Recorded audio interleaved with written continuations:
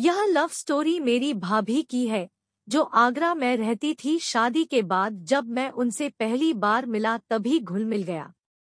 तब उन्होंने मुझे अपनी लव स्टोरी के बारे में बताया। मेरी भाभी का नाम तान्या है। यह 2020 की बात है।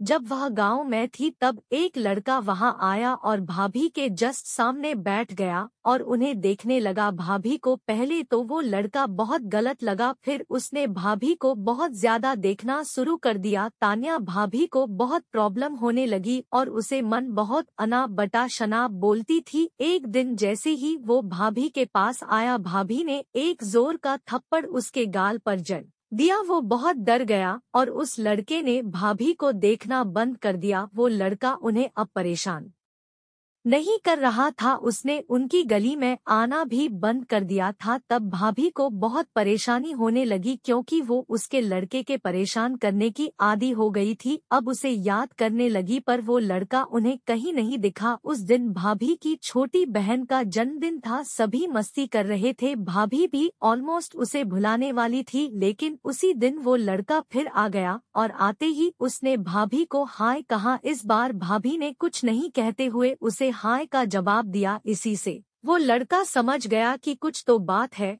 फिर मेरी भाभी के भैया आए और बोले, अरे अमन तू यहाँ क्या कर रहा है, चल थोड़ी बर्थडे में हेल्प कर। तो वो लड़का हेल्प करने लगा। हाँ, एक लाइट लेके घर पर चढ़ गया। मेरी भाभी ने उससे कहा गिर जाओगे, तो उसने कहा तुम हो तो सही मुझे संभालने के लिए। तान्या भाभी ने स्माइल की, वो भी स्माइल करने लगा। फिर बर्थडे सेलिब्रेट हुआ, सभी पार्टी में एंजॉय करने लगे। तभी वो लड़का आया और बोले, तान्या मैं तुमसे कुछ कहना चाहता हूँ। तो भाभी ने बोले कहो। तो उसने कहा क्या तुम मेरा टाइम पास बनोगी। तो भाभी ने कहा क्या कह रहे हो। तो वो लड़का पहले डरने लगा और उसने बोल दिया, आई लव यू तान्या, मैं तुमसे बहुत प्यार करता हूँ, तुम मेरी जरूरत हो। भाभी तो पहले से ही उससे प्यार करती थी, लेकिन फिर भी बोल दिया सोच कर बताऊंगी, तुम अपना फोन नंबर दे दो। और 2 दिन बाद भाभी ने बोल दिया आई लव यू। तो अमन और लव स्टोरी शुरू हो गई। आफ्टर 6 मंथ भाभी की शादी तय हो गई और वो लड़का दोनों अलग हो गए। इसी गम में भाभी ने अपने हाथ पर उसका नाम चाकू से लिख डाला और यह सुनते ही उस लड़के ने भी हाथ पर नाम डाल लिया। शादी वाले दिन वो लड़का बहुत रोया और 3 दिन तक रोता